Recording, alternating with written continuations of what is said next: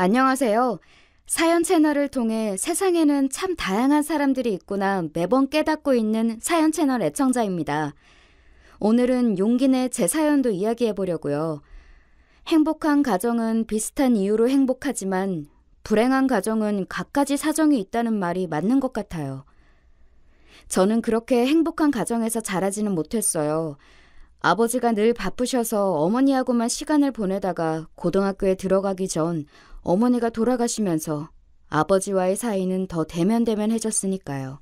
일찍 사회생활을 시작한 덕분에 20대 후반에는 안정된 직장 생활을 할 수 있었습니다.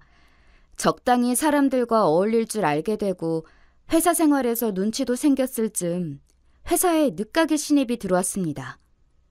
오랫동안 공부만 한 사람이라 사회성도 모자라고 눈치도 없어서 얼마나 답답하던지 저는 제대로 일할 수 있는 후임이 정말 필요했거든요.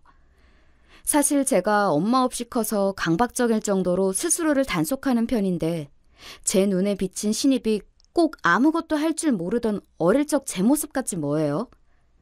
오지랖이라고 생각하든 기분 나빠하든 개의치 않고 선임이라는 위치에서 하나둘씩 간섭하며 챙겨주었습니다. 그런데 이 신입이 의외로 회사 조직에 잘 적응하더라고요. 어느새 어엿한 회사원으로 환골탈태한 겁니다. 다 제 덕이죠. 아무튼 그렇게 회사 동료로 못 볼 꼴 안 볼 꼴 보이면서 지냈습니다. 그해 종무식 때 그가 제게 할 말이 있다면서 따로 시간을 내달라고 요청하더군요. 새로운 일을 시작하면서 불안하고 걱정도 많았는데 제가 많이 의지가 되었다면서 고마웠다고요. 고마우면 쿠폰이라도 쏘던가. 새삼스럽게 분위기를 잡고 그런데? 요새 사람들이 무섭잖아요. 갑자기 돌변해서 폭력적으로 변할까봐 은근히 마음 졸이다가 긴장이 확 풀리면서 저도 모르게 장난스럽게 타박을 놓았죠. 근데 이 남자가 아무 말도 안 하는 거예요. 어색하게 말이죠. 그렇게 몇 분이 지났을까요? 상기된 얼굴로 머뭇거리던 그가 제게 호감이 있다면서 사적으로 만나고 싶다고 고백을 하는 겁니다. 처음에는 당황했지만 내심 싫지만은 않았어요. 그간 그가 보여준 진지한 태도와 모나지 않은 인성을 믿고 그렇게 사내 연애를 시작하게 됐습니다. 연애 때만 해도 남편 집안이 가난하다는 것이 크게 와닿지 않았습니다. 그냥 사람만 보면 된다는 마음으로 그와 결혼까지 생각하게 됐죠. 사실 남편 하나만 보면 결혼을 고민할 필요가 전혀 없었거든요. 하지만 남편의 집에 처음 인사드리러 간 날 모두 내 착각이었다는 걸 깨달았죠. 처음부터 남편은 자신의 집안 사정이 넉넉하지 않다고 말했었고 저 역시 그 부분에 대해서 나름 각오도 했습니다. 하지만 값을 매기는 듯한 눈으로 제 머리부터 발끝까지 훑어보는 예비 시어머니와 예비 시누이의 시선과 마주하자 그 각오는 눈 녹듯 사라져버렸습니다. 우리 사정상 너의 결혼에 도와줄 돈이 없단다. 우리 때는 살림 하나하나 장만하는 재미로 살았는데 요즘에는 그렇게 고생하려들 하겠니? 다 귀한 집 자식들이고 요즘은 남자 여자 따지지 않고 좀 여유 있는 집에서 제 자식 고생하지 말라고 아예 다 준비해준다고 하더라. 첫인사를 온 자리에서 경제적인 도움을 줄 수 없다는 말부터 건네시니 귀퉁이를 세게 얻어맞은 충격이었습니다. 떨떠름한 제 표정을 흘킬거리던 시누이가 시어머니의 옆구리를 쿡 찌르더군요. 움찔한 시어머니가 황급히 변명조로 말을 이어갔습니다. 우리 아들이 집에서 조금만 더 뒷바라지 해줬으면 진작에 행시는 붙고도 남았지. 알바에 공부에 얼마나 힘들었겠어. 하필 애들 아버지 사업이 고3 때 망해서 수능을 망쳤지 뭐니. 압이라고 있는 게 일생에 도움이 안 돼. 시아버지는 시어머님한테 욕을 먹어도 아예 자신과는 상관없는 일인 것처럼 못 들은 척하고 가만히 앉아 계시기만 하더라고요. 예비 며느리 앞에서 시아버지의 체면을 냅다 바닥으로 던져버리는 시어머니의 신세한탄을 귀에 피가 날 정도로 듣고 보니 도저히 이런 분을 시어머니로 모실 자신이 없어지더라고요. 처음 대면하는 예비 며느리한테 도와줄 돈이 없다는 말부터 하는 게 제 상식선에서는 이해도 안 됐고요. 그래서 솔직하게 남편에게 말했습니다. 대체 예비 시부모님이 무슨 생각인지 모르겠다고요. 이 결혼을 반대하는 건지 내가 탐탁자는 것인지요. 어머니가 쌓인 게 좀 많아서 그래. 아버지 사업 때문에 친가랑 외가에 빚이 좀 있었는데 부도가 나면서 양쪽 집안에 시달리기도 했고 그 후부터는 두 분 사이는 늘 저러셔. 누나 결혼 때도 그랬어. 도와주지 못하는 게 속상하셔서 아버지 탓을 하는 거야. 그래도 걱정하지 마. 부모님 앞으로 연금도 나오고 있고 두 분 다 아직도 일하고 계시니까 결혼 후에 따로 돈 들어갈 일은 없을 거야. 남편은 자존심 때문에 화를 내거나 시어머니 편을 들면서 제 감정을 외면하려 들지 않았습니다. 제가 가장 좋아하는 남편의 장점이 바로 이것이었어요. 친정아버지는 워낙 바쁘셔서 저랑 정서적인 유대감을 형성할 시간조차 없었거든요.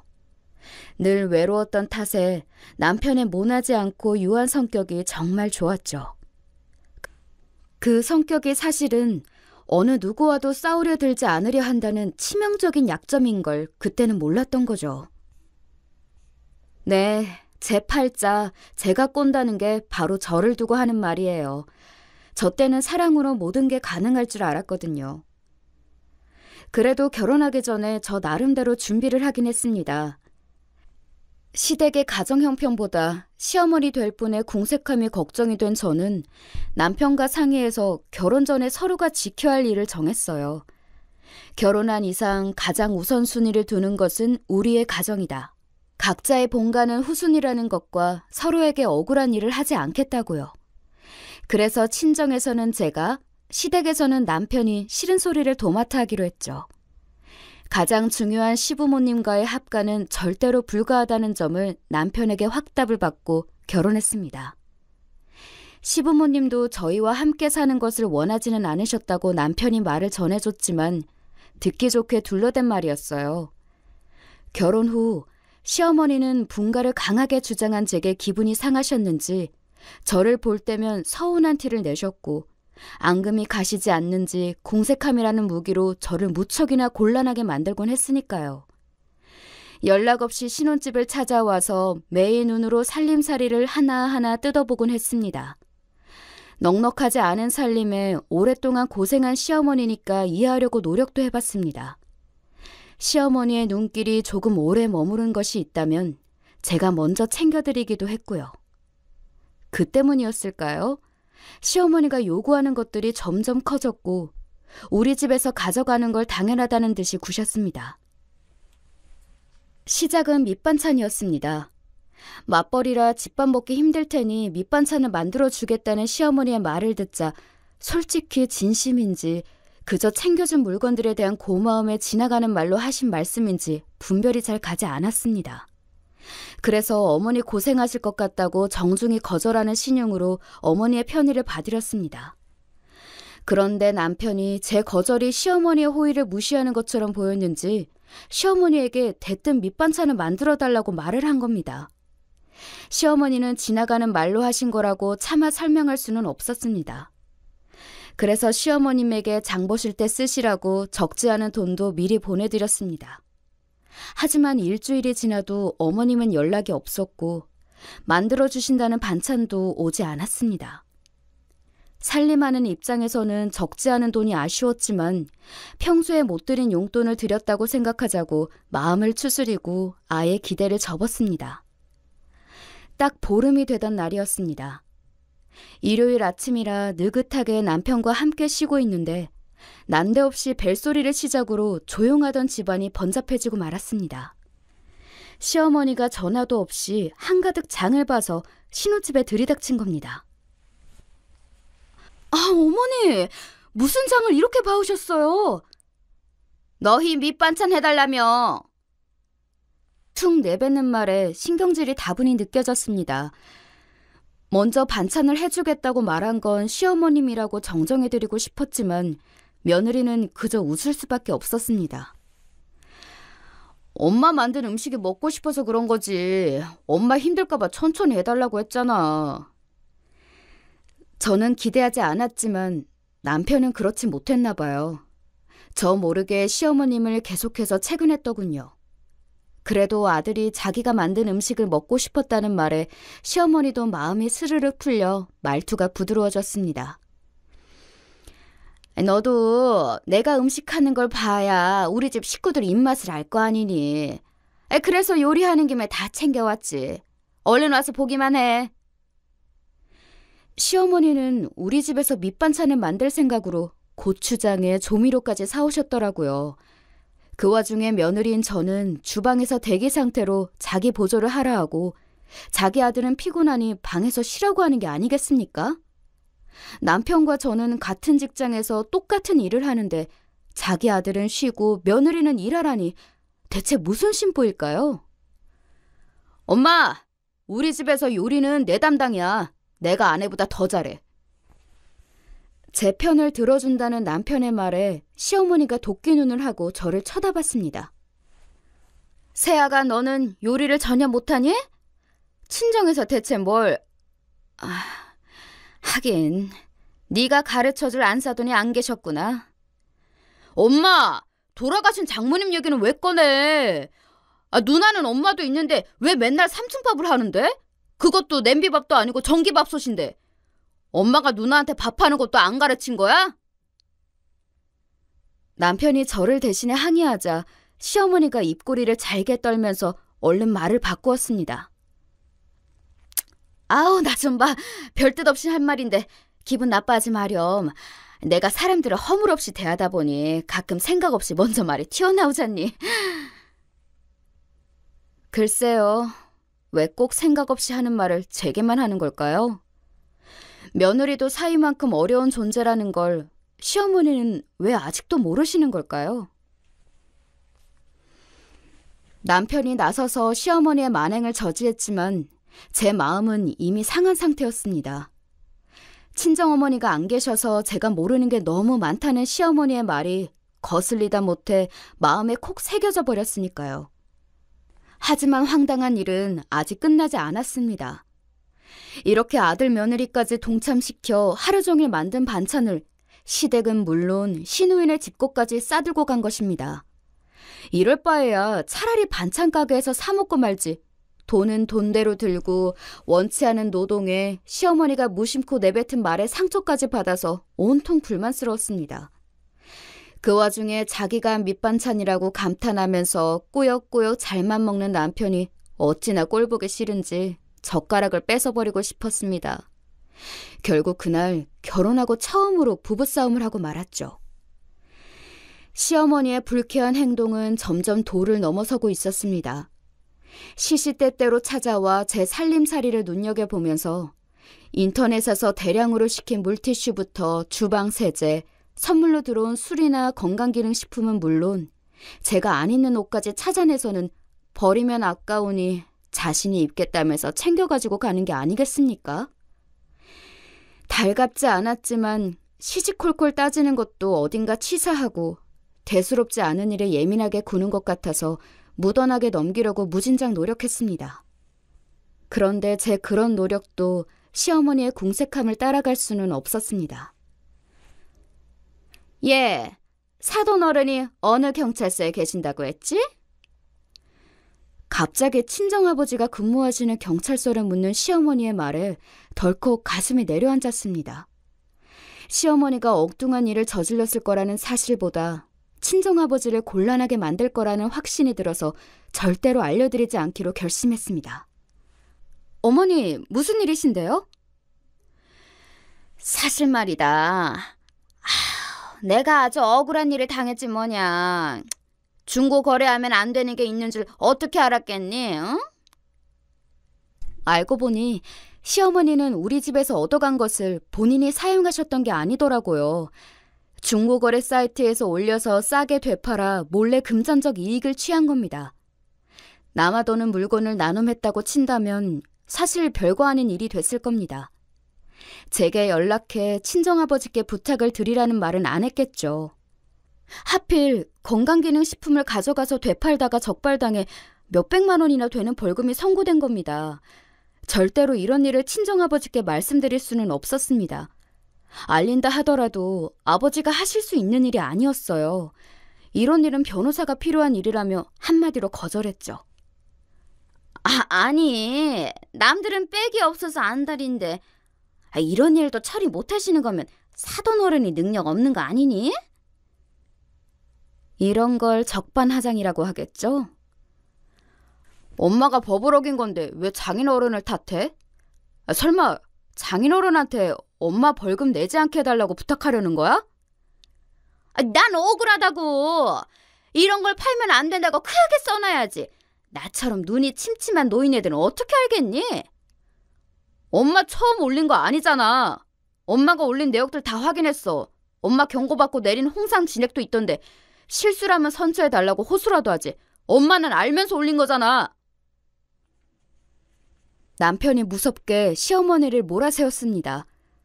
친정아버지께 이 일을 알리지 않겠다고 못 박아두고 제가 확인한 내역을 남편에게 미리 보여줘서 다행이었습니다. 그전까지 시댁 식구들은 아쉬워하다 못해 은근히 원망하듯이 저를 탓했으니까요. 이거 함정 수사야. 나 인권위에 제보할 거야.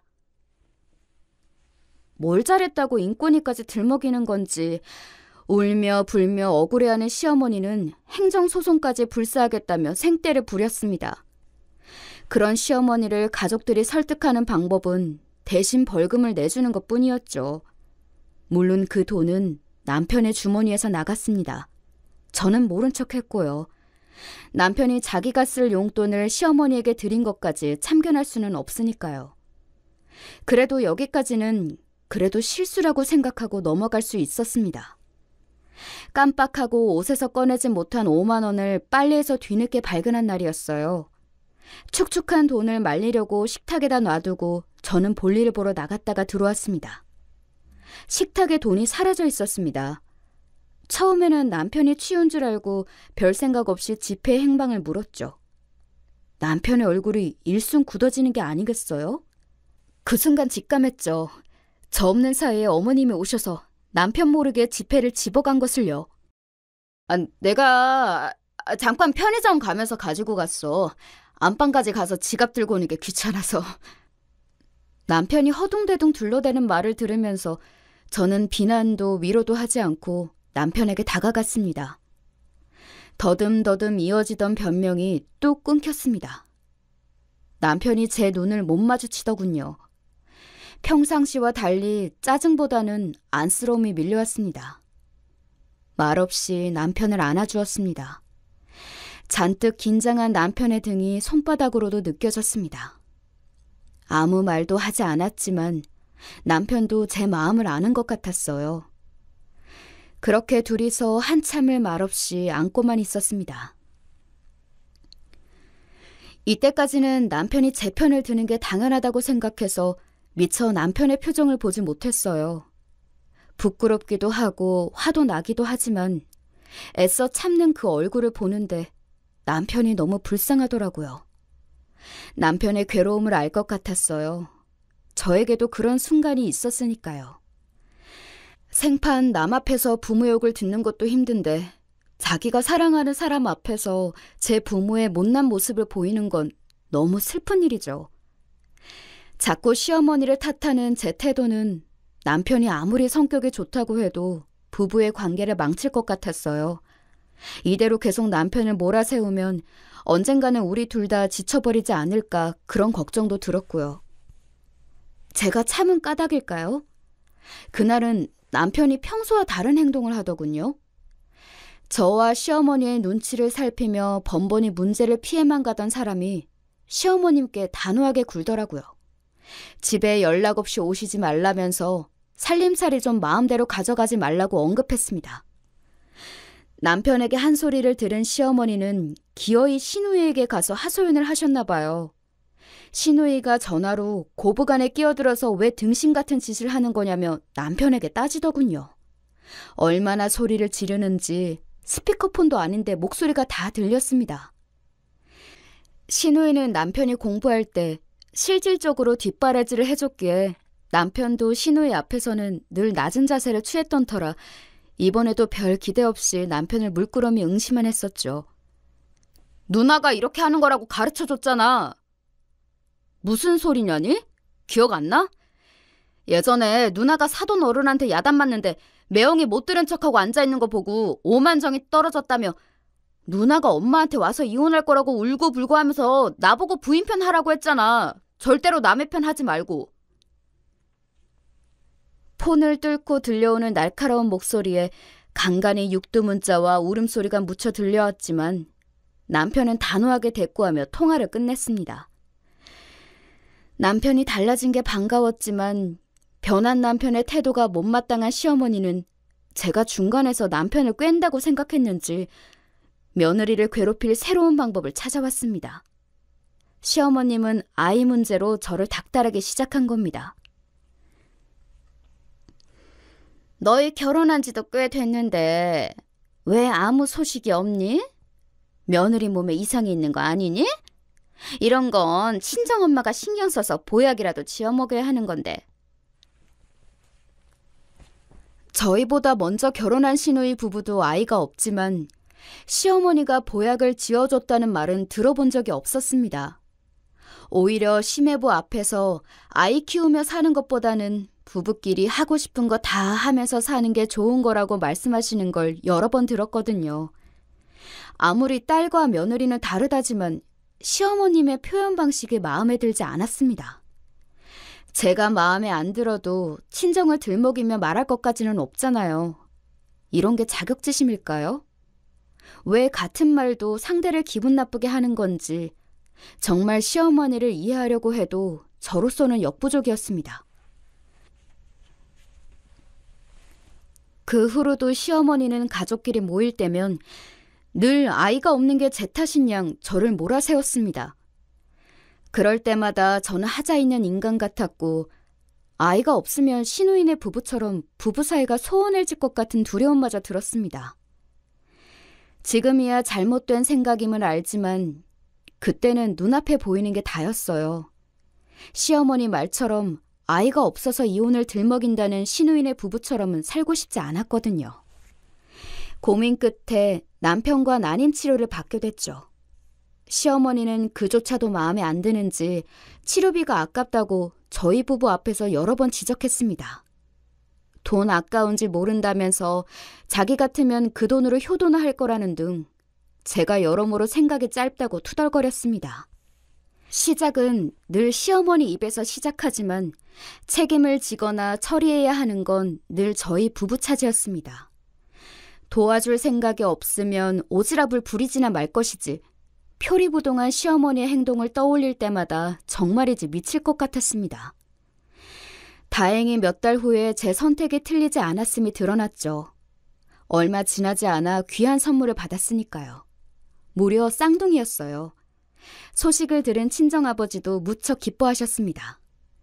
평소 크게 감정 변화를 보이지 않는 친정아버지가 눈물까지 글썽이며 감동스러워하는 모습은 오랫동안 제 기억에 남을 것 같습니다. 말씀은 안 하셨지만 친정아버지도 손주 소식을 기다렸다는 것을 뒤늦게 깨달았습니다.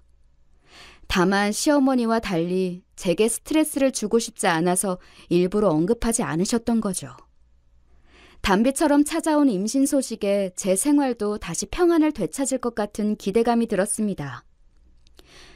하지만 인생이라는 게 뜻대로 되지만은 않더군요.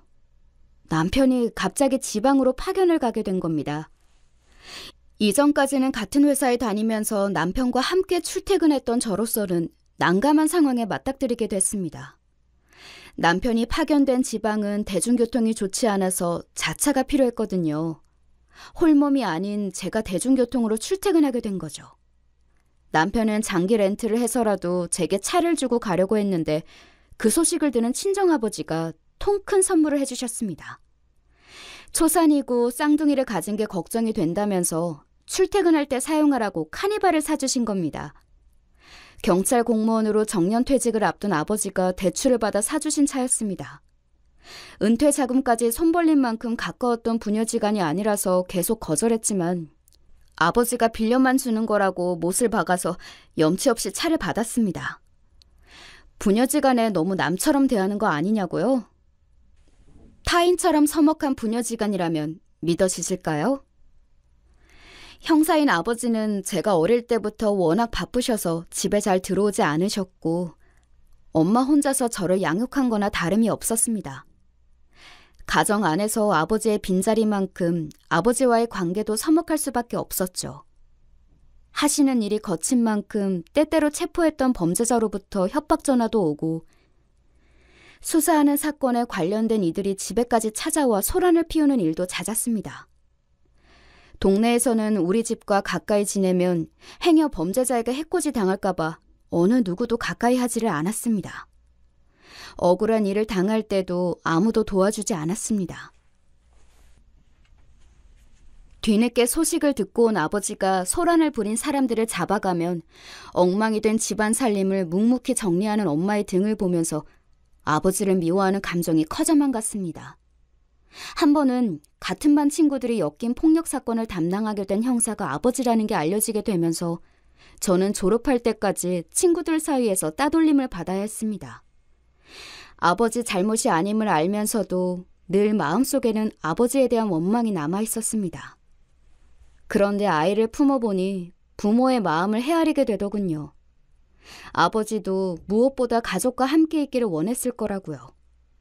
그리고 자식에게 뭐 하나라도 더 해주길 원하는 게 부모라는 것을요. 물론 같은 부모의 심정이지만 남의 것을 빼서 제 자식에게 주는 사람도 있더군요. 제 시어머님이 그러한 분이었습니다. 남편이 집에 올라온 주말에 모처럼 외식을 하고 온 날이었어요. 주차장에 주차해 놓은 차가 감쪽같이 없어진 겁니다. 너무 놀라서 자동차 도난 신고를 하려는데 남편이 잠깐만 기다리라고 하면서 시어머니한테 전화를 걸더군요. 엄마, 아내 카니발 가져갔어요? 확신하는 듯 묻는 남편의 말에 그동안 시어머니가 제 차에 눈독 들였다는 걸 깨달았습니다. 아우, 그래 아들. 너희 누나가 임신 선물 처음 받았다고 정말 고맙대. 매일 출근 어떻게 하나 걱정했다는데 다행이지 뭐니. 어쩐지 지난주에 시누이가 결혼한 지 7년 만에 아이를 가졌다는 말을 전하면서 선물로 뭐를 준비하라는 말이 없길래 시어머니가 철이 든 건가 우스운 생각을 했네요. 차라리 개가 똥을 끊지. 누나 말이 지하철이나 버스 탈 때는 태동도 심했었는데 아이 좋은 차 타니까 그렇게 애가 가만히 있더래. 외삼촌이 준 선물이 마음에 들었나 보더라고. 너희 누나가 어찌나 고마워하던지. 남편이 말할 틈도 주지 않고 조카를 운운하는 시어머니의 속셈이 보였습니다. 분명 제가 듣고 있는 줄 알면서 시누이의 임신 선물을 보내준 것처럼 감사 인사 따위의 말을 하는 게 분명했습니다. 제대로 대꾸조차 못하는 남편을 노려보던 저는 안 되겠다 싶어서 시어머니의 말을 끊고 끼어들었습니다.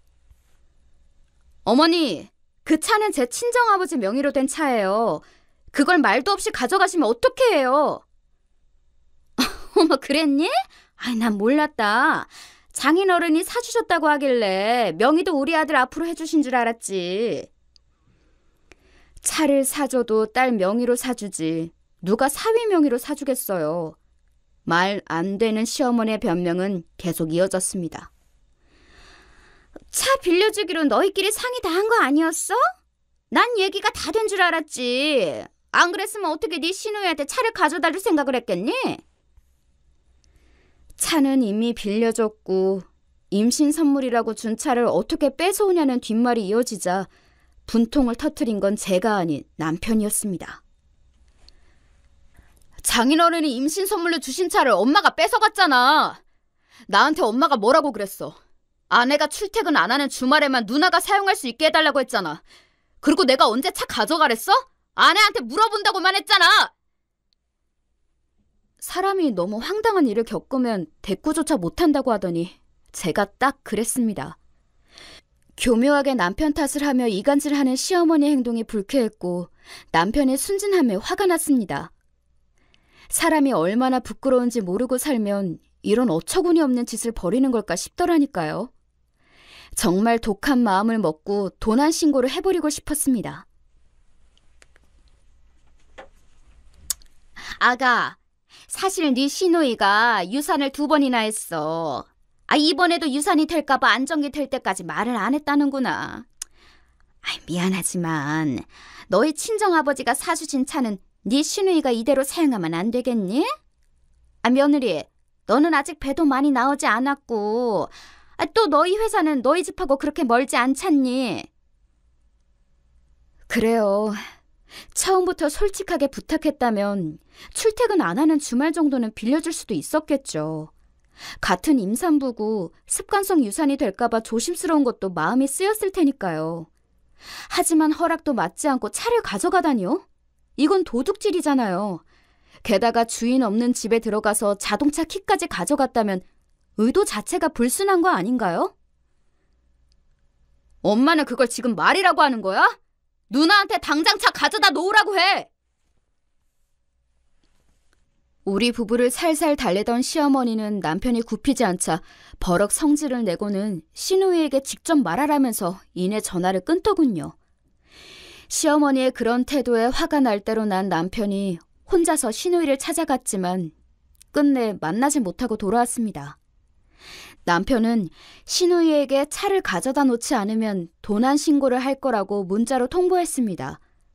남편의 강한 으름장에 겁이 났는지 시누이가 늦게 연락을 해왔습니다. 중간에서 말을 잘못 전한 시어머니 탓을 하면서 남편을 향한 서운한 마음을 토로하는 변명으로 점철된 문자에는 제가 들어야 할 사과는 단 한 줄도 적혀있지 않았습니다. 남편이 저와 결혼하고 너무 많이 변했다면서 자기 동생이 아닌 것 같다는 마지막 문장이 또 한 번 제 가슴에 퍽 하고 박혔습니다. 시어머니와 남편 사이를 제가 망가뜨린 것처럼 생각하는 게 뻔히 보였으니까요. 이쯤 되니 오히려 사과를 기대한 제가 너무 비상식적인 것처럼 느껴졌습니다. 이 일로 남편과도 서먹해져서 결혼 후 처음으로 각방을 쓰게 됐습니다. 해야 할 일이 남았다고 거실에서 일하겠다는 남편을 말리지 않은 건 제 마음이 너무 불편했기 때문입니다. 좋게 말할 자신이 없더군요. 순간의 화를 참지 못하고 시어머니와 시누이를 탓하면 큰 싸움이 날 것 같았습니다. 대체 며느리와 남편을 이간질하는 시누이와 시어머니가 어디 있을까요? 어떻게 해야 할지 몰라 막막하기만 했습니다. 마음을 다스릴 시간이 필요했습니다. 화를 꾹 참고 잠을 청했습니다. 제가 임산부였다는 걸 깜빡하고 말이죠. 너무 신경을 쓴 탓인지 새벽에 간간히 이어진 복통에 결국 하혈까지 하고 말았습니다. 어렵게 찾아온 아이를 이대로 지키지 못할까봐 두렵고 무섭기까지 했습니다. 남편 역시 사색이 되어 응급실에서 울먹거렸습니다. 그 얼굴을 보니 시댁에 대한 원망이 더 커져만 갔습니다. 계속된 시어머니와의 마찰에 지쳤고 제 눈치를 보는 남편이 마득잖았습니다. 그렇다고 남편에게 시댁과 관계를 끊으라고 말할 수도 없었고요. 만약 남편이 친정과 거리를 두라고 한다면 저 역시도 받아들이지 못할 테니까요. 미안해하는 남편이 시누이에게서 차를 가져왔지만 저는 남편이 지방에 가 있는 동안에 친정에서 지내기로 했습니다. 친정 아버지에게는 남편도 집에 없어서 혼자 있기 싫어 왔다는 핑계를 댔고요. 지방에서 올라온 남편이 주말마다 친정으로 와서 지냈지만 한 번 서먹해진 남편과의 사이는 쉽게 좁혀지지 않았습니다. 당연히 친정아버지도 저희 둘 사이를 눈치챘지만 제가 말을 하고 싶어 하지 않자 더는 캐묻지 않으셨습니다. 그러던 어느 날 친정아버지가 퇴근한 저를 불러 세웠습니다. 아버지 손에는 속도 위반 과태료 고지서 몇 장이 들려 있었습니다. 왜 그러세요? 의아한 얼굴로 아버지를 보는데 아버지 안색이 너무 안 좋았습니다. 너의 부부 일이라 상관 안 하려고 했는데 친정에 온 이유가 네가 바람나서냐? 대체 무슨 소리를 하시는 거냐고 발끈했지만 아버지는 흥분하지 않고 저를 담담히 쳐다볼 뿐이었어요. 그런 아버지의 표정은 처음이었습니다. 아마도 일하실 때의 냉철한 모습이겠죠. 이놈, 누구냐? 여러 장의 고지서에는 낯선 남자가 운전석에 앉아있는 사진이 찍혀 있었습니다. 속도 위반 고지서가 몇 장이나 와서 살펴봤더니 운전자가 모르는 사람이야. 혹시 몰라서 얼굴 확인 신청했더니 내 사위놈은 아니더구나. 아버지의 명의로 된 차라서 고지서도 아버지에게 온 거였습니다. 단속에 걸린 날짜를 보니 신우이가 차를 가지고 있을 때였어요. 남자라니 심해 보일까요?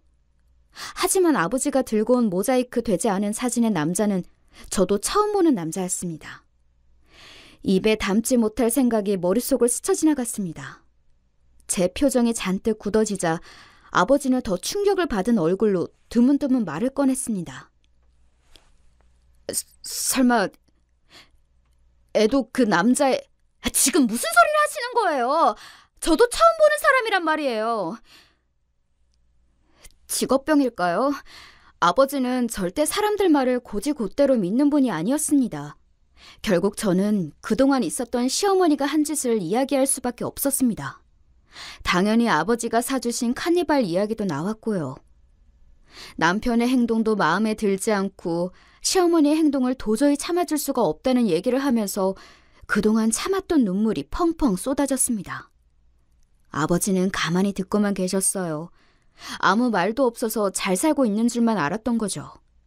미주알 고주알 털어놓고 싶은 이야기를 함께 나눌 친정엄마도 없고 대면대면한 아버지와의 관계 때문에 서럽고 안 좋은 일은 저 혼자만 끌어안고 있었으니까요. 친정아버지는 제가 울음을 그칠 때까지 기다렸다가 고지서와 사진을 들고 말없이 일어나 밖으로 나가셨습니다. 몇 시간 후 집으로 돌아온 친정아버지가 저를 불렀습니다. 내가 안싸돈을 좀 만나야겠다.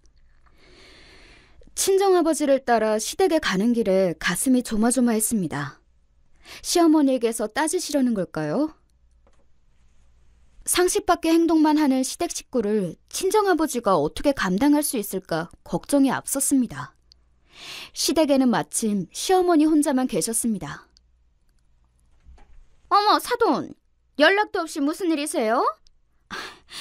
아유, 시대가 변했어도 사돈 사이는 어려운 법인데 너무 예의를 차리지 않으시네요. 친정아버지의 등장에 당황한 것이 한눈에 보였지만 시어머니는 기대를 배신하지 않고 오히려 더 뻔뻔한 태도를 고수했습니다. 애들 집에 연락 없이 불쑥불쑥 들이닥치신다니 안싸도는 허울 좋은 예의는 차리지 않으시는 성정인 것 같아서요.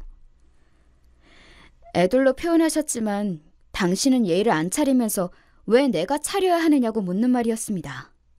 그러자 자식 집과 사돈 집이 어떻게 같냐고 혼잣말처럼 대꾸하던 시어머니가 저를 탐탁지 않게 바라보며 생트집을 잡았습니다. 예, 아니 너는 어떻게 친정에 가서는 연락 한 번 없니? 아무리 본때 없이 자랐어도 그렇지. 뱃속에 있는 얘가 우리 집안 핏줄이 맞긴 하니? 어쩜 그렇게 경우 없이 구니? 어머니, 아무 말씀이나 막 하지 마세요. 보세요, 사돈. 대개 따님이 저렇게 예의 없이 굽니다. 아이, 시어머니가 며느리 좀 가르친다고 저렇게 날선 반응을 보이는 것 좀 보시라고요. 시어머니는 아버지가 선물한 자동차를 훔쳐간 사실에 못내 찔렸던 모양입니다. 아버지가 따지고 들기 전에 시어머니는 제가 예의도 없고 경우 없이 군다면서 아버지 앞에서 제 흉을 보며 기선제압을 시도했으니까요.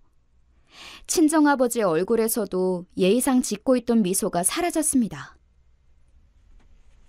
그 모습을 지켜만 보는데 더는 결혼 생활 따위 하고 싶지 않을 정도로 시댁 식구라고 하면 오만정이 다 떨어져서 저도 막말을 내뱉으려고 했습니다. 그때 아버지가 제 손을 붙잡아 만류하더니 고지서와 사진이 인쇄된 종이를 시어머니 앞에 탁 하고 내려놨습니다. 아니, 이게 뭐야? 사진을 본 시어머니가 화들짝 놀라 종이를 가져가려고 했지만 아버지가 놔주지 않았습니다. 안싸돈께서 우리 딸을 이렇게 걱정해 주시니 오는 게 있으면 가는 게 있어야죠. 아버지가 내놓은 종이에는 고지서에 찍힌 장면뿐만 아니라 다른 장면들도 인쇄돼 있었는데 신우이가 운전하는 남자와 입맞춤하는 장면도 함께 찍혀 있었습니다. 아버지가 차 내부에 설치한 블랙박스 영상에서 프린트한 장면이었습니다. 안싸돈, 이런 일은 아는 사람이 적어야 하지 않겠습니까? 친정아버지의 말에 시어머니가 움찔 몸을 떨었습니다. 새까맣게 타들어가고 있을 시어머니의 속내를 투명하게 내보이는 것처럼 사색이 된 얼굴로 시어머니가 덜덜 떨며 간신히 대꾸하더군요. 협박하는 겁니까? 끝까지 강짜를 부리기로 선택한 시어머니를 바라보는 친정아버지의 눈빛이 확 바뀌었습니다. 정말 말귀가 어두우시군요. 아무래도 사돈댁을 걱정하는 게 불만인 것 같으니 해당 영상은 따로 가져가서 사위분께 직접 말하겠습니다. 그리고 제 차를 절취한 안사돈도 절도죄에 해당하겠군요. 곧 내용 증명에 갈 겁니다. 아버지가 미련 없이 자리에서 일어섰습니다. 그제야 시어머니는 겁이 났는지 저를 붙잡고 늘어졌습니다. 아유, 아가, 사돈 어른 좀 말려주렴. 너희 시누이도 잠깐 실수를 한 건데 이대로 이혼하면 어떻게 하니? 응? 사돈 잠깐만요. 제가 잘못했습니다. 제발 영상만은. 시어머니가 울먹이며 빌자 친정아버지는 한숨을 내쉬며 다시 자리에 앉으셨습니다. 아버지가 챙겼던 종이를 힐끗 쳐다보니 프린트한 종이에는 뽀뽀뿐만 아니라 시누이가 내연남과 애정을 나누는 장면도 포함되어 있었습니다. 그렇게 남 가르치기를 좋아하는 시누이가 무슨 생각으로 남의 차에서 불륜을 저지른 걸까요? 하도 기가 막혀서 웃음도 나오지 않았습니다. 사람들이 자기 행적을 지우겠다고 데이터를 포맷시키고 안심하지만 데이터 복구는 제가 자주 하는 일입니다. 한 가지 충고하자면 세상에는 완전 범죄는 없습니다. 아예 죄를 짓지 않는 게 최선이죠. 시어머니는 그렇죠, 맞습니다 같은 대답만 겨우 하면서 고개를 떨구었습니다. 저와 시선도 마주치지 못하는 시어머니를 보는 건 처음이었습니다. 친정아버지가 가지고 있는 데이터로 시누이의 결혼 생활이 좌우될 거란 걸 깨달은 탓이겠죠. 안사돈, 결혼한 아들은 앞으로 해외 동포라고 생각하세요. 가까운 사이지만 쉽게 만나기 어렵지 않습니까? 무소식이 희소식인 게 맞는 겁니다. 아무 때나 우리 집을 찾아와 사사건건 참견하는 시어머니를 향해 친정아버지가 발길을 자제하라고 경고한 겁니다. 그날 아버지는 시어머니에게서 각서 한 장을 받아냈습니다. 다시는 우리 집에 와서 제 허락 없이 물건을 가져가지 않겠다는 것이고, 만약 이를 어길 시에는 블랙박스 영상 공개는 물론 시어머니에게 절도죄를 묻겠다는 것이었습니다. 시어머니에게 받을 각서를 갈무리한 아버지를 따라 친정에 돌아오고 나서 친정이 온 처음으로 편히 잘 수 있었습니다. 그리고 얼마 후 지방 파견이 끝나고 돌아온 남편과 함께 우리 집으로 갔습니다. 남편은 제가 더 이상 친정이 아니라 우리 집에서 지낸다는 사실에 좋아라 하더군요. 무슨 일이 있었는지 상상도 못하고 그저 좋아만 하는 남편을 보니 때론 모르는 게 약이다 싶어서 그저 웃음만 나왔습니다. 주말에는 남편과 함께 시댁도 방문했습니다. 친정아버지와 함께 만나고 나서 처음 보게 된 시어머니는 마치 다른 사람 같았습니다. 몸은 좀 어떠니? 밥은 잘 먹고? 사돈 어른께서는 잘 계시지? 봄날의 햇살처럼 따스해진 어머니의 태도에 어리둥절한 남편이 제게 무슨 일이냐고 조용히 물었지만 저도 모른다고 딱 잡아댔죠. 가끔 매섭게 노려보는 시누이의 눈과 마주쳤지만 그때마다 시어머니가 와서 시누이에게 일거리를 잔뜩 안겨줬습니다. 설거지 쌓인 거 안 보이니? 가만히 앉아있지 말고 좀 움직여. 일도 그만둔 애가 움직이질 않으니 살이 찌는 거야. 임신 중독이 얼마나 무서운지 몰라? 언뜻 들으면 시누이를 걱정하는 말이지만 싸늘한 눈초리가 너무나 매정하게 느껴졌습니다. 보다 못한 남편이 말렸지만 시어머니는 단호했습니다. 꼭 저 보란 듯이요. 그래서 저도 보란 듯이 연극을 시작했죠. 설거지는 제가 할게요. 형님은 좀 쉬세요. 음식 준비도 하셨다면서요. 어머니 음식 솜씨를 형님이 물려받았나 봐요. 어느 때보다 활짝 웃으며 화목한 고부지간인 것처럼 어머니 음식 솜씨에 찬사를 아끼지 않았습니다. 얘가 하긴 뭘 해. 내 옆에서 겨우 그릇이나 옮겼지. 아이, 뭐하고 있어. 홀몸 아닌 올케로 꼭 시켜야겠어? 엄마, 누나도 임산부야. 설거지는 내가 할게. 소화 좀 시키게. 고작 그릇 몇 개 씻는다고 어떻게 안 된다. 더부룩하면 며느리랑 산책이나 슬슬 다녀와. 거의 쫓겨나다시피 산책을 강요당한 남편과 저는 근처의 공원 산책로를 손잡고 걸었습니다. 엄마가 왜 저러지? 누나랑 싸웠나? 꼭 자기한테 하듯. 어머님이 나한테 하는 것처럼 형님께 모질게 행동하신다고? 남편이 삼킨 말을 이어 말하자 남편이 어쩔 줄 몰라 하더군요. 시어머니의 부당한 요구를 다 알면서도 모른 척하던 남편이 괘씸해져서 순간 기분이 나빠졌습니다. 잡았던 남편의 손을 뿌리치고 앞서 나가던 찰나 남편이 제 손을 다시 움켜잡았습니다. 몇 번의 실랑이가 이어졌지만 남편은 제 손을 끝까지 놓지 않았습니다. 분명 남편을 사랑해서 결혼했는데 남편을 둘러싼 환경이 남편을 사랑하는 데 방해가 됐습니다. 할 수만 있다면 남편과 남편의 배경을 떨어뜨려 놓고 싶었습니다. 사람은 변할 수 있지만 쉽게 변하는 존재가 아니니까요. 약점이 잡힌 시누이와 시어머니가 당장이야 머리를 숙이며 저자세를 하고 있지만 기회를 틈타 남편에게 어떤 말도 안 되는 이간질을 속닥거릴지 모르는 일이니까요. 또다시 힘든 시간을 겪을 생각을 하니 숨이 턱하고 막혔습니다. 그때 물끄러미 저를 바라보는 남편의 시선과 마주쳤습니다. 남편의 눈에 제가 눈부처로 존재했습니다. 남편의 눈에 담긴 저를 바라보며 오랜만에 남편과 눈을 마주했습니다. 서로를 바라만 보는데 왜 울컥했는지 모르겠습니다. 호르몬의 영향일까요? 순간 분노했던 것처럼 괘씸함도 서운함도 눈녹도 사라져버렸습니다. 아무 일도 없었던 것처럼 남편과 저는 손을 마주잡은 채로 산책로를 다시 걸었습니다. 산책로에 심어진 벚나무에 일찍 꽃망울을 터트린 꽃들이 바람에 쏠려 꽃비처럼 내렸습니다. 따뜻한 봄날의 바람결이 장난치듯 머리카락을 흐트려 놓을 때였습니다. 내려앉은 한숨보다 더 가벼운 숨결이 이마를 간지럽히더니 바람에 날리는 머리카락을 남편이 조심스레 제 귀 뒤로 살포시 넘겨주었습니다. 사랑해.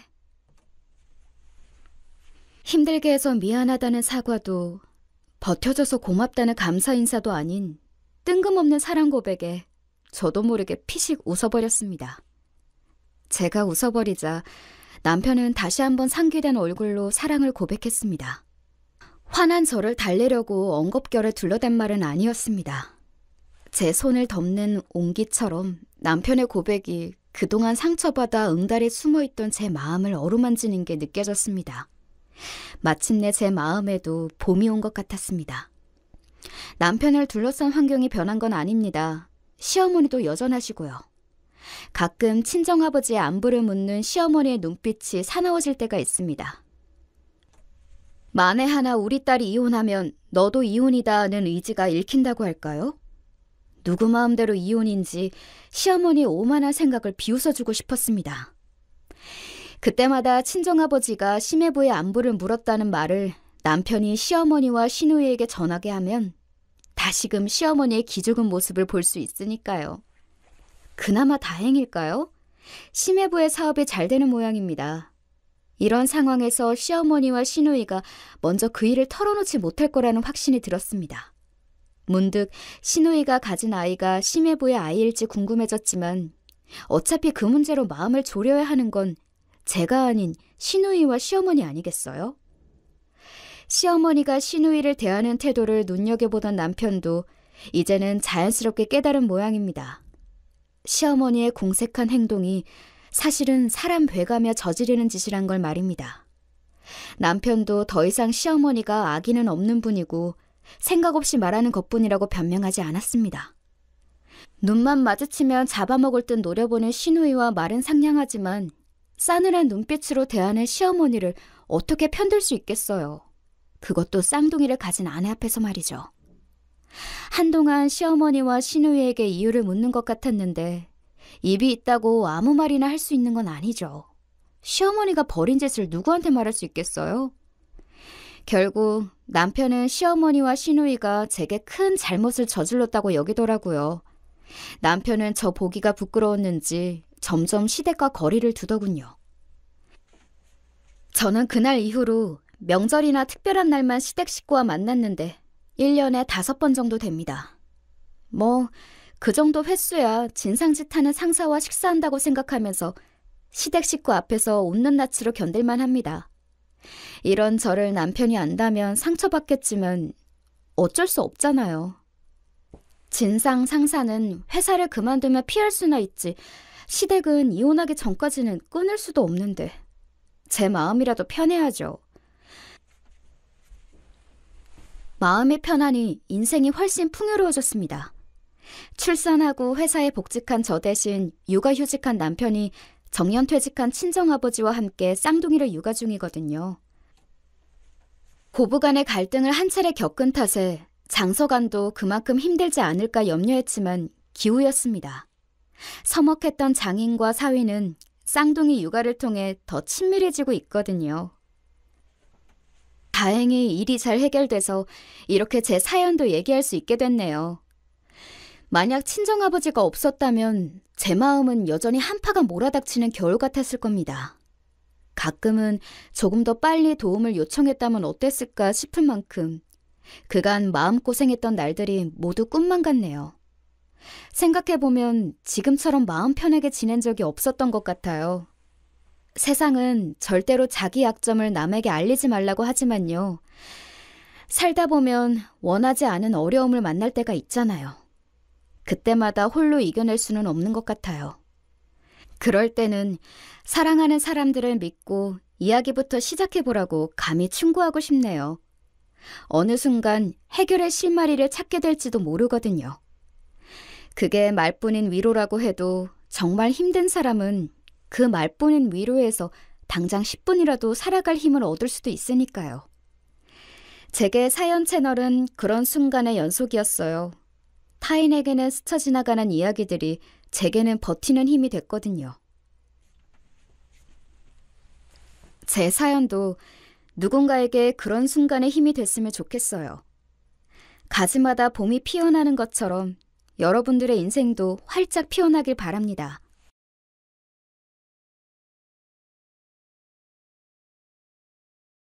안녕하세요. 저는 경기도에서 남편과 2딸과 함께 사는 40대 여자입니다.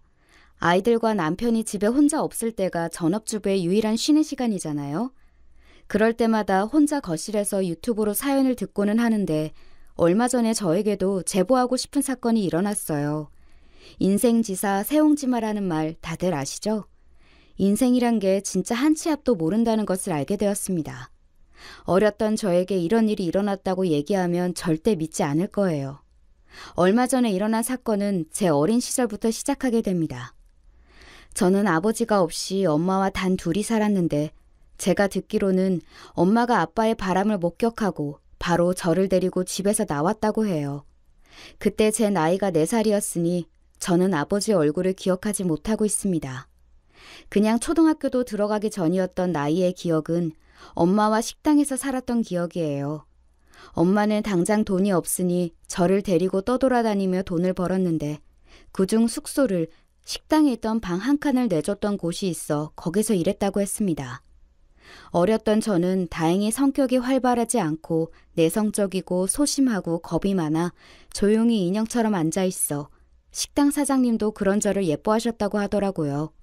사실 기억이 크게 나는 나이대는 아니어서 잘은 모르지만 엄마는 그렇게 어렸던 저를 포기하지 않고 계속 책임지고 키우셨습니다. 이모가 그때 외갓집 형편이 다들 좋지 않아 엄마를 도와주지 못했는데 그런 엄마를 보고 차라리 저를 보육원에 데려다 놓고 나중에 데리고 오는 것이 어떠냐고 물었다고 해요. 그래야 엄마도 편하고 눈치 보지 않고 일할 수 있고 저도 안전한 곳에서 있으니까요. 하지만 엄마는 그래도 자기 자식이니 당신께서 끝까지 책임지겠다고 완강하게 거부하셨다고 합니다. 그리고 제가 초등학교에 들어갈 때는 지역을 옮겼는데 그래도 힘든 형편이지만 아예 시골에서 키울 수는 없다고 지방에 있는 중소도시로 이사가게 되었어요. 광역시까지는 아니지만 그래도 큰 도시인데 거기서 저는 초등학교부터 고등학교를 나왔습니다. 저를 식당 쪽방에서 키우며 엄마는 돈을 악착같이 모았는데 그래도 현실적으로 힘든 게 참 많았다고 해요. 돈을 많이 받지도 않았었고 그 모은 돈을 다 저를 키우는 데 썼기 때문에 돈을 모아도 부족했던 시절이라고 하더라고요. 초등학교 때는 그래서 엄마는 남의 집에 가서 파출보로 일했었는데 하필이면 동네가 좁으니 그 일하던 곳이 우리 반 친구의 집이었습니다. 초등학교 고학년 때로 기억하는데 그때 엄마는 그 사실을 저에게 숨기고 일하고 계셨지만 제가 친구 집에 놀러 갔다가 엄마를 보게 되었어요. 엄마가 친구네 집에 있는 게 반가워서 아는 척을 했는데 필사적으로 피하는 엄마를 보고 어린 마음에 그냥 무작정 엄마라고 했습니다. 그런데 엄마는 저를 최대한 피하셨고 그걸 본 친구가 이렇게 말했어요. 우리 집에서 일하는 아줌마가 네 엄마야? 나 전혀 몰랐는데 아줌마가 네 엄마라고? 그날 엄마는 저에게 왜 아는 척을 했냐고 하셨는데 저는 오히려 왜 우리 엄마를 내가 모른 척 해야 하는지 이해가 가지 않았습니다. 그리고 다음 날부터 그렇게 친했던 친구들이 저를 놀리기 시작했어요. 그런 친구들의 반응에 시간이 지나며 엄마가 왜 아는 척을 한 거냐고 물었던 건지 이해가 가기 시작했습니다. 지금은 제가 그때 당시에 엄마 나이보다 나이가 많아지고 또 아이들이 있으니 엄마의 심정도 이해가 가지만 그때는 전혀 몰랐어요. 친구들이 우리 엄마가 친구네 집에서 일한다고 놀리니까 어린 마음에 엄마가 부끄러운 마음도 생겼습니다.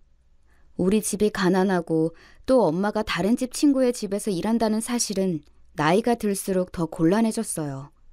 저를 노골적으로 놀리고 학교에서도 따돌림을 당하기 시작했습니다. 그런 저를 보고 엄마는 너무 미안해하며 파출부 일을 그만두고 다른 집을 구했는데 이미 소문이 나서 받아주지 않았어요. 급한 대로 식당에 가서 일하려고 했는데 마땅한 자리가 없었죠. 결국 엄마는 시장 한복판에서 양말을 팔기 시작하셨어요. 공장에 가서 싸게 떼와서 그걸 팔았는데 저는 그런 엄마가 안쓰러웠습니다. 중학생 때 사춘기가 왔을 때도 엄마가 부끄러운 마음과 안타까운 마음이 공존했어요. 그러면서 무조건 제가 성공해서 엄마가 더 고생하지 않길 바라며 공부에 매진하려고 했습니다. 하지만 그런 제 마음과 달리 중학생 때는 더 괴롭힘에 시달렸는데 바로 엄마가 파출부로 일하셨던 그 집의 자식인 제 친구였던 미영이가 저를 너무 많이 괴롭혔어요. 돈이 없으니 현실적으로 저는 도시락도 제대로 싸서 다니지 못했는데 그런 저를 놀리려고 일부러 도시락 반찬이 뭐냐고 묻거나 또 물로 배 채울 거냐고 묻는 악이 가득한 질문들이 저를 괴롭혔습니다. 엄마가 그 집에서 파출부로 일하는 것을 그만둔 이후에 괴롭힘은 더 심해졌는데 그래도 한때 친구였는데 저를 왜 그렇게 괴롭히는 것인지 이해하지 못했었죠. 안 그래도 예민함이 가득한 사춘기 시절이었는데 제 앞에서 우리 엄마를 도마 위에 올려 마음껏 반아이들에게 욕하는 미영이를 보고 참지 못하고 나서서 싸운 적도 물론 있습니다. 너희 엄마 이제 받아주는 곳이 없어서 시장에서 양말 판다며? 양말 안 팔리면 다시 우리 집에 오라고 해. 내가 엄마한테 특별히 말해줄게. 무시해? 너 지금 우리 집 무시하는 거야? 그러면 너희 엄마 우리 집에서 일 못해. 그만해. 이제 너희 집에서 일도 안 하는데 왜 그래? 참지 못하고 그만 미영이 어깨를 잡고 뒤로 밀었는데 미영이는 그대로 울음을 터뜨렸습니다. 별로 세게 밀지도 않았는데 뒤로 넘어간 미영이는 호흡곤란이 온다며 교실 바닥을 구르기 시작했고 그걸 본 친구들 역시 호들갑을 떨며 선생님을 부르러 갔어요. 미영이가 시도 때도 없이 가만히 있던 저를 건든 것이 사건의 발단이고 그날도 저는 가만히 교과서를 읽고 있었는데 건든 것은 미영이였습니다. 하지만 미영이 어머니는 학교에 촌지를 많이 가져다 주어 이미 선생님들은 제 편이 아니었고 아무리 피해자가 저라도 아무도 도와주는 사람이 없었어요. 오히려 학교에 불려온 우리 엄마를 보고 미영이네 어머님은 자식 교육을 어떻게 하길래 애가 이러냐고 삿대질까지 하셨습니다. 제가 제일 속상했던 것은 다름 아닌 바로 엄마의 태도였어요. 죄송합니다, 사모님. 정말 죄송합니다. 엄마는 피해자가 미영이가 아니고 저라는 사실을 누구보다 알고 있었는데 그 당시에는 어쩔 수가 없었다고 저에게 아직도 한이 맺혔다고 하십니다. 그렇게 엄마의 손을 잡고 교문을 나서는 그날을 잊을 수가 없어요. 그 뒤로는 학교에 제 편이 없다는 사실을 깨닫고 미영이가 아무리 괴롭혀도 무시하고 공부에 집중하기 시작했습니다. 공부하지 못하게 교과서를 버린다던가 혹은 연필을 빼앗아 던져도 감정적으로 동의하지 않고 무시했어요. 아무리 제가 피해자였어도 저를 두둔하지 않았던 선생님들도 제가 공부해서 전교권에 들자 차츰 제 편이 되어주는 분도 계셨습니다. 그렇게 중학교 시절이 지나고 고등학교에 가게 되었는데 고등학교 때도 미영이와 같은 학교에 다니게 되었어요. 동네에 많은 학교가 있던 것은 아니라 당연한 결과였습니다. 고등학교 때도 미영이의 일방적인 괴롭힘과 노골적인 언사는 계속되었는데 사실 고등학교 때는 미영이의 행동은 이제 익숙해져서 아무렇지 않았는데 바로 다른 것이 문제였어요. 그건 바로 가난이었는데 원래도 엄마와 저는 풍족하게 살지 않았지만 양말을 팔던 것도 한때고 시간이 지나니까 나중에는 오히려 손해보는 장사가 되었거든요. 엄마는 닥치는 대로 일하셨는데 너무 많은 일을 하셔서 했던 일을 다 말해보면 하루도 모자랄 거예요. 식당에서 주방 일을 하기도 하고 시장에서 물건을 나르거나 상인들의 식사 시간 때 머리에 백반을 지고 나르는 일도 하고 공장에 가서 일하기도 하셨습니다. 그렇게 열심히 일해도 집세가 나가고 엄마와 제가 먹을 식비에 쓰면 돈이 금세 바닥이 나기 시작했어요. 또 엄마가 공장에서 일하다 언제나 허리를 심하게 다쳤던 적이 있습니다. 김치 공장이었는데 바닥이 미끄러워서 방심한 사이에 미끄러져 병원 신세를 지기도 했어요. 물론 병원비가 없어서 엄마는 괜찮다며 퇴원했는데 허리가 그러니 일하지는 못하셨습니다. 유일한 가장이었던 엄마가 생계 활동을 하지 못하니 전기가 끊기기도 하고 수도세를 낼 형편이 아니라 집에서 촛불을 켜고 생활하기도 했어요. 빨래를 못해서 교복을 최대한 깨끗하게 입고 다니려고 노력했는데 미영이가 그걸 보고 너희 집은 이제 물도 안 나오냐고 정 그러면 저라도 본인 집에서 일하라고 했던 날은 순간적으로 화가 나서 손이 나갈 뻔도 했습니다. 물론 수년 동안 참아왔던 내공이 있고 세상은 제 편이 아니라는 것을 잘 아니까 꾹 참았어요. 그때가 아마 엄마가 이모에게 연락해서 도움을 받은 처음이자 마지막 경험인데 이모도 절대 잘 사는 형편이 아니었습니다. 하지만 아파서 집에서 일하지도 못하고 누워만 있고 전기와 수도도 끊겼다는 소식을 듣고 이모는 돈을 보내주셨어요. 아무리 없어도 기본적인 생활을 하고 사는 줄 알았다며 이모는 너무나 안타까워하셨습니다. 이모와 이모부도 하루 벌어 하루 먹고 사는 사람들인데 그래도 그쪽은 이모부가 있으니 어디 공사장에서 일할 수가 있어 우리보다는 훨씬 나은 형편이었죠. 이모의 도움을 받아 겨우 굶어 죽을 뻔한 경험은 넘길 수가 있었습니다. 엄마는 허리가 다 낫지도 않은 채로 거동이 가능해지자 바로 일을 나가셨어요. 하지만 공장은 허리가 아파 다니지 못하고 식당에서도 일할 수가 없으니 사무실 청소하는 일을 시작하셨습니다. 허리에 파스를 여러 개 붙인 채로 성치 못한 몸으로 일하는 엄마를 보고 얼마나 가슴이 아팠는지 몰라요. 그리고 저는 악착같이 공부해서 전교권의 성적으로 고등학교를 졸업할 수 있었습니다. 대학에도 합격했는데 서울에 있는 유명 대학교에 입학할 수 있었어요. 현실적으로 등록금과 생활비가 매우 걱정되었지만 엄마는 무슨 일이 있어도 대학에 가라고 하셨습니다. 대학생 때는 아르바이트를 계속하고 과외도 하며 장학금을 받으려고 공부도 진짜 열심히 했어요. 남들은 미팅이니 뭐니 놀기 바빴고 동기들도 저에게 같이 놀자고 몇 번이나 권유했지만 저는 그럴 수가 없었습니다. 엄마가 뻔히 고생하는 걸 알고 있었고 또 그럴 형편도 아니었으니 거의 도서관이 집인 것처럼 열심히 공부하고 또 공부했었죠. 흔한 연애도 하지 못하고 그렇게 졸업하나 싶었는데 인연은 다 있는지 저에게도 드디어 남자친구가 생기게 되었습니다. 도서관에서 그날도 전공책을 공부하고 있었는데 제 앞에 누가 앉았어요. 공부하느라 눈치채지도 못하고 그냥 넘겼는데 갑자기 저에게 쪽지를 줘서 봤더니 같이 밥을 먹자고 하더라고요. 저는 원래 제 성격 자체가 조용하고 내성적인 편이기도 하고 또 학창시절의 가난 때문에 많이 괴롭힘을 당했던 터라 낯선 사람이 저렇게 다가오면 경계부터 하거든요. 그래서 그냥 당황해서 못 본 채로 책에 더 고개를 박았는데 아예 그 사람은 밖에 나갔다 오더니 손에 음료수 하나를 들고 왔습니다. 쪽지로 열심히 공부하는데 방해해서 미안하다고 하고 바로 자리를 뜨길래 속으로 다행이라고 생각했고 얼굴도 제대로 보지 못해서 궁금하기도 했어요. 그냥 우연히 일어난 일이라고 생각했는데 다음 날에도 그리고 그 다음 날에도 그 사람은 제 앞에 앉아 공부했는데 처음 봤을 때처럼 음료수를 매일 챙겨주더라고요.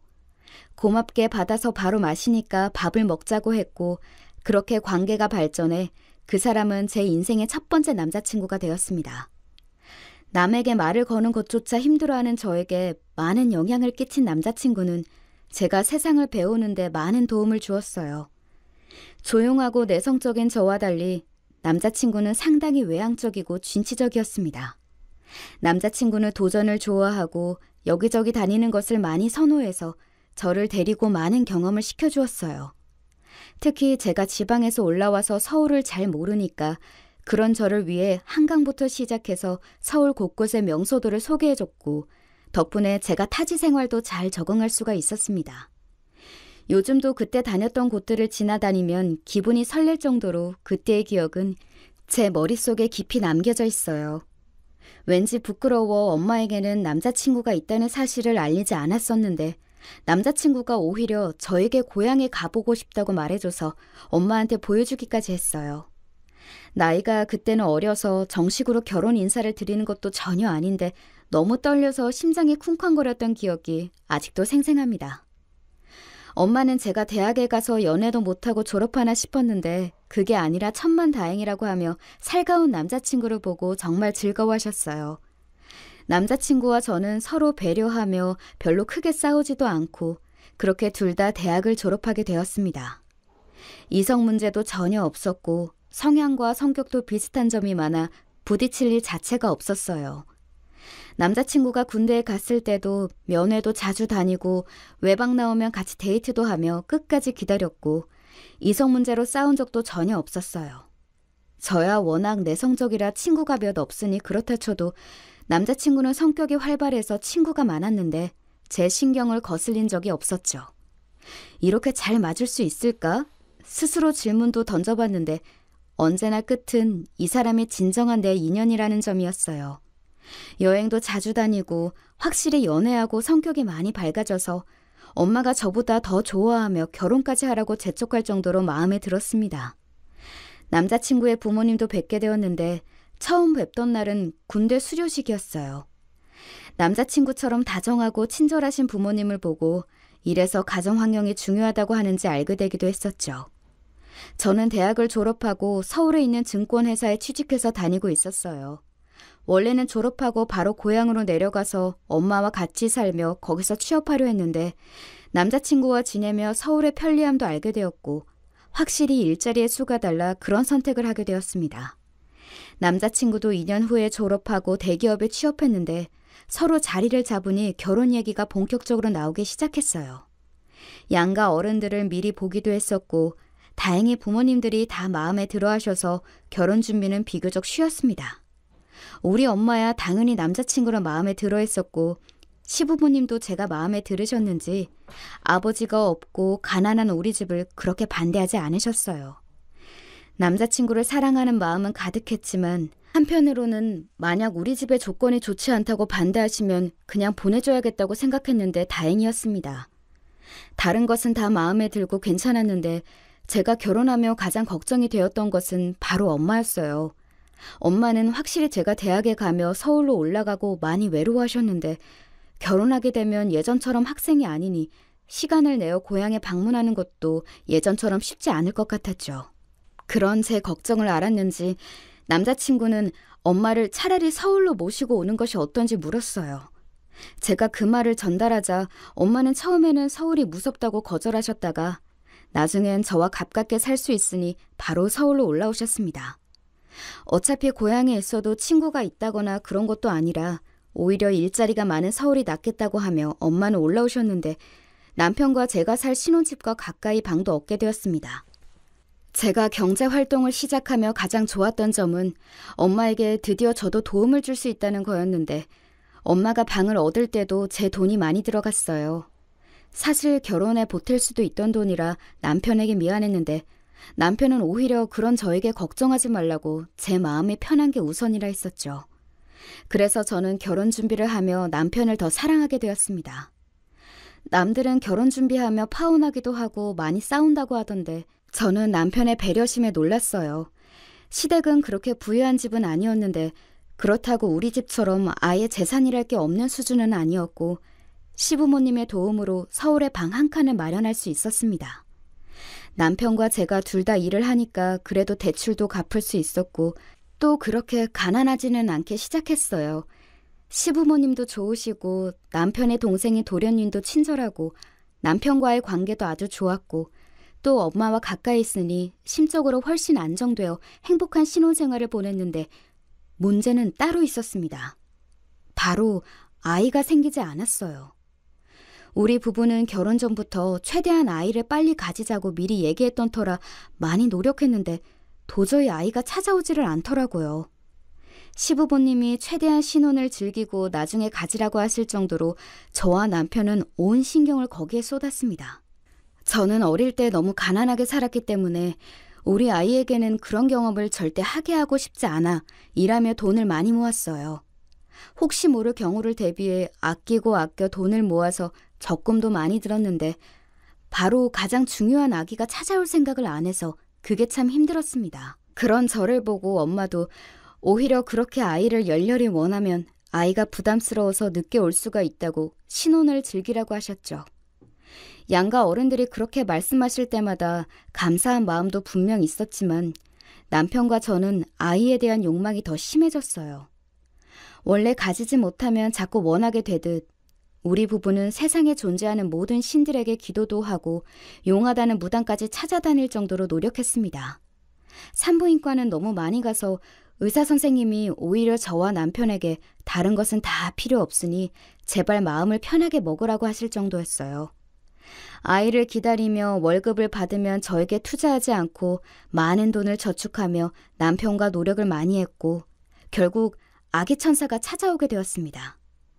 첫째 아이였고 저는 크면서 물론 엄마의 사랑을 많이 받았지만 분명 경제적으로 힘든 부분이 있었고 집에 혼자 있던 시간이 많아서 정서적인 결핍도 있었어요. 이건 남편을 만나고 결혼하고 안정된 생활이 지속되며 다행히 줄어들었지만 우리 아이에게는 그러지 않게 하려고 노력을 많이 했습니다. 저는 하필 입덧이 매우 심했었는데 음식 냄새만 맡아도 속에서 올라와서 임신하고 몸무게가 오히려 자꾸 빠지게 되었어요. 다행히 엄마가 서울에 있으니 저를 많이 챙겨주셨죠. 회사를 그만둘까 말까 고민을 정말 많이 했는데 경제적으로 여유롭게 키우고 싶은 마음이 커서 퇴사는 하지 않았습니다. 그런데 이 선택이 최악의 결과를 가져올 줄은 전혀 몰랐어요.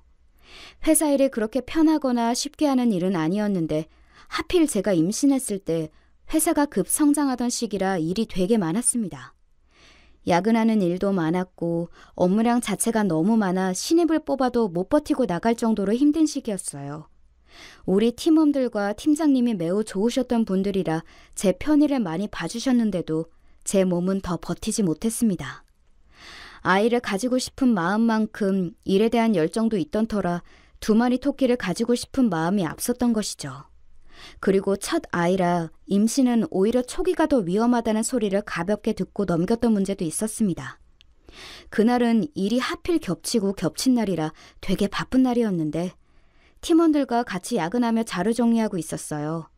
그러다 팀장님이 빨리 들어가라 하셔서 가방을 챙기고 나왔는데 그날따라 몸이 심하게 피곤했었거든요. 계단을 내려가다 발을 헛디뎠고 그렇게 저는 계단에서 구르게 되었습니다. 사실 이후의 기억은 전혀 없고 눈을 떠보니 병원이었어요.